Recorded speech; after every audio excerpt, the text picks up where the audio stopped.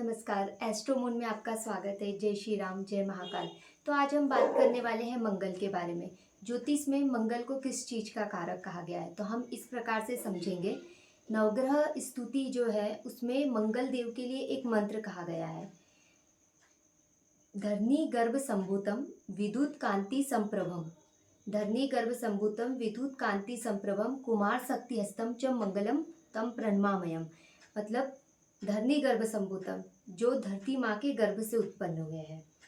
विद्युत कांति संप्रभम, जिसकी कांति जिसकी चमक विद्युत के जैसी है।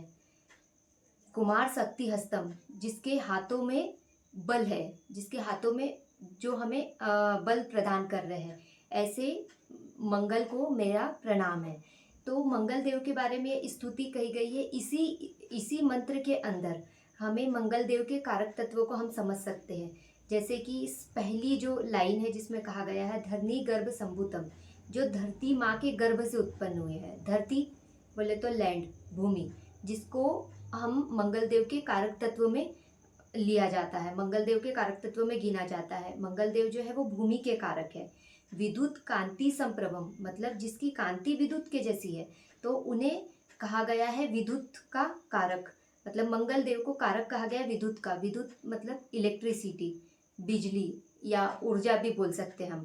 कुमार शक्ति हस्तम, शक्ति मतलब पावर, ऊर्जा, इसका कारक कहा गया है। ऐसे मंगल को हमारा प्रणाम है। मतलब यहाँ से निकल कर आता है कि मंगल देव जो है वो एक तो पहले भूमि के कारक है। तो हम इसको ऐसा बोल सकते हैं कि यदि अभी के स्थिति में यदि कोई व्यक्ति बहुत जमींदार है या जिसके पास बहुत सारी लैंड है, तो उसकी कुंडली में हम कहेंगे कि इसका मंगल बहुत स्ट्रांग है। क्यों? क्योंकि मंगल देव जो है वो भूमि के कारक है, और किसी व्यक्ति के पास अगर बहुत ज़्यादा भूमि है तो उस व्यक्ति का मंगल स्ट्रांग है। और दूसरा हमने कहा है इलेक्ट्रिसिटी, विद्युत, इलेक्ट्रिसिटी या बिजली। हम किसी व्यक्ति को देखते हैं, यार ये व्यक्ति तो बिजली की तरह है, मतलब उसके अंदर बहुत ज़्यादा एनर्जी है, या मतलब उसके अंदर बहुत ज़्यादा पावर है, तो हम उसको बोलते हैं कि ये व्यक्ति बिजली की तरह। तो उस व्यक्ति की कुंडली में भी हम बोलेंगे कि इसका मंगल बहुत स्ट्रांग है, क्योंकि ये ऊर्जा का कारक है। तीसरा है कि जैसे बोला गया है मंगल को कि मंगल ऊर्जा का कारक है, तो अगर किसी की कुंडली में मंगल जिस जगह पे बैठते हैं वहाँ पर मंगल उस व्यक्ति को ऊर्जा प्रदान करते हैं। यदि किसी का मंगल, लेट सपोज यदि किसी का मंगल 10th हाउस में बैठा है, तो वो उस व्यक्ति को हम जो है उस व्यक्ति के अंदर एनर्जी हम उसके वर्क प्लेस पे देखेंगे, क्योंकि 10th हाउस जो है हमारे कर्म क्षेत्र का है। तो वो व्यक्ति अपने कर्म क्षेत्र पर बहुत ज़्यादा एनर्जेटिक होगा। हम किसी को देखते हैं, यार ये कितना एनर्जेटिक है, मतलब ऊर्जा के साथ काम करता है, तो उस व्यक्ति के मंगल 10th हाउस में होता है। ऐसा व्यक्ति के जो मंगल है वो 10th हाउस में उसकी पोजीशन होती है। और अगर किसी का मंगल 11th हाउस में है, 11th हाउस जो कि हमारे दोस्तों का है, हमारे सोशल सर्कल का है, तो कुछ व्यक्ति को हम देखते हैं कि वो अपने दोस्तों के साथ बहुत ज़्यादा एनर्जेटिक होते हैं। तो ये ऐसे व्यक्तियों की कुंडली में जो है मंगल 11वें स्थान पर देखा जाता है। तो इसी प्रकार मंगल जो है वो ऊर्जा का कारक भी है। इसी प्रकार मंगल को जो है वो वाद विवाद का कारक भी कहा गया है, कॉन्फ्लिक्ट का कारक। तो जहाँ पर मंगल बैठते हैं उस घर में हमारे कॉन्फ्लिक्ट होते हैं, उस घर में हमारे झगड़े होते हैं। और तो जैसे कि यदि किसी का मंगल 7th हाउस में बैठा है, 7th हाउस जो कि हमारी मैरिज का है, हमारे जीवन साथी का है, तो जिस व्यक्ति के मंगल 7वें घर में होते हैं उसके कॉन्फ्लिक्ट हमेशा उसके जीवन साथी के साथ में होते हैं। उसकी मैरिज के अंदर उसके कॉन्फ्लिक्ट या वाद विवाद चालू रहते हैं। तो इसी प्रकार जिस व्यक्ति का मंगल जिस स्थान पर बैठता है उस स्थान पर वो उस व्यक्ति को एनर्जेटिक भी बनाता है, और साथ में उसी स्थान पर उस व्यक्ति के वाद विवाद भी होते हैं। और मंगल जो है वो क्रोध का कारक है। कुछ व्यक्तियों के अंदर हम क्रोध की अधिकता देखते हैं, तो वो व्यक्तियों के मंगल जो है वो या तो फर्स्ट हाउस में बैठा होता है, या तो उनके किसी भी हाउस से मंगल की जो दृष्टि है वो फर्स्ट हाउस पे जाती है, तो उस व्यक्ति के अंदर क्रोध की अधिकता होती है। तो और अगर हम मंगल को और सूक्ष्म रूप में समझने की कोशिश करें, तो मंगल जो है, मंगल ब्लड है, मंगल जो कि रक्त का कारक है। मंगल लाल है और ये रक्त का कारक है। जैसे कि जब कोई संतान उत्पत्ति होती है तो उसके अंदर जो ब्लड फ्लो होता है वो किसका होता है? माता पिता का होता है। जैसे कि हम बोलते हैं ना कि हमारा खून है या हमारे खून का रिश्ता, वो इसीलिए कहा जाता है क्योंकि एक संतान के अंदर जो है अपने माता पिता का खून होता है। जैसे अगर किसी व्यक्ति के मंगल को हम इस तरीके से भी समझ सकते हैं कि मंगल जो है वो हमारी लीनेज है, या मंगल जो है हमारे पूर्वज है, क्योंकि मंगल जो है वो रक्त है और हमारे अंदर जो रक्त बह रहा है वो हमारे पूर्वजों का है, हमारी लीनेज का है। तो मंगल को हम इस तरीके से भी समझ सकते हैं कि मंगल को हम एक पूर्वजों के रूप में भी लेते हैं। तो जैसे कि अभी कुछ समय पहले मैंने आपको एक बात कही कि मंगल जो है किसी का 7th हाउस में बैठता है, तो वो उस व्यक्ति के वाद विवाद अपने जीवन साथी के साथ में होते हैं। तो मंगल, क्योंकि वो वाद विवाद का कारक है, तो मंगल जिस घर में बैठता है वहाँ पे वाद विवाद करवाता है।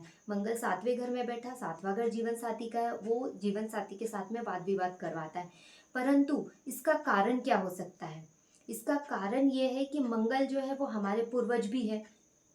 तो जब क्योंकि हम मंगल से हम अपनी लीनेज देख रहे हैं, क्योंकि मंगल हमारा ब्लड है, तो जब किसी व्यक्ति को मंगल 7th हाउस में मिलता है, तो उस व्यक्ति को मंगल 7th हाउस में इसलिए मिला है क्योंकि उसके पूर्वजों ने किसी के मांगलिक कृत्य में या किसी के विवाह के अंदर विघ्न उत्पन्न किए हैं, या तो किसी प्रकार का उसके पूर्वजों के द्वारा वाद विवाद किया गया है जिससे उसके मांगलिक कृत्य में या जो भी विवाह हो रहा है उसके अंदर अगर वाद विवाद उत्पन्न हुए है उसके पूर्वजों के वजह से, इसलिए इस व्यक्ति को जो है मंगल 7वें घर में मिला है।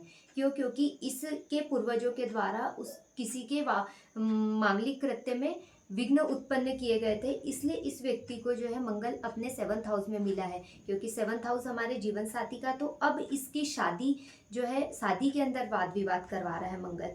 तो इस प्रकार से हम इसे जोड़ सकते हैं कि इस व्यक्ति के पूर्वजों के द्वारा किसी के विवाह में विघ्न उत्पन्न किए गए थे, इसलिए इस व्यक्ति को 7वें घर में मंगल मिला है, जिससे इसकी का विवाह जो है आज खराब हो रहा है। इस प्रकार जैसे कुछ लोगों को हम देखते हैं कि कुछ लोगों का मंगल खराब होता है, और जब व्यक्ति का मंगल अगर कुंडली में खराब होता है तो उसको हमेशा ब्लड से रिलेटेड कुछ ना कुछ प्रॉब्लम आती है, उसको ब्लड इन्फेक्शन होंगे या कुछ भी चीज़ें। तो ऐसा इसलिए भी होता है क्योंकि मंगल भूमि का कारक है, और इसके पूर्वजों के द्वारा, इसके जो पूर्वज थे उनके द्वारा किसी भूमि को लेकर अनैतिक कार्य किए गए हैं, या तो किसी की भूमि हड़प ली गई है या किसी किसी का हिस्सा ले लिया गया है, तो उसकी जो आगे की लीनेज होती है उसकी कुंडली में मंगल खराब स्थिति में पाया जाता है।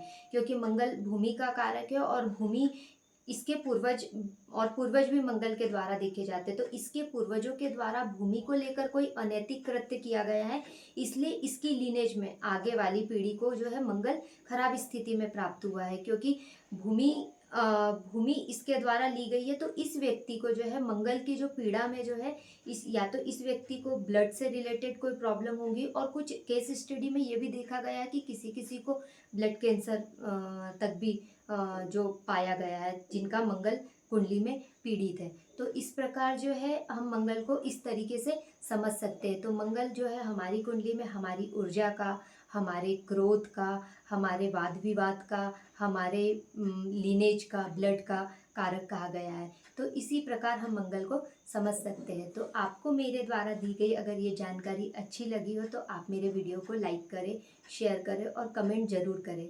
Thank you. जय श्री राम।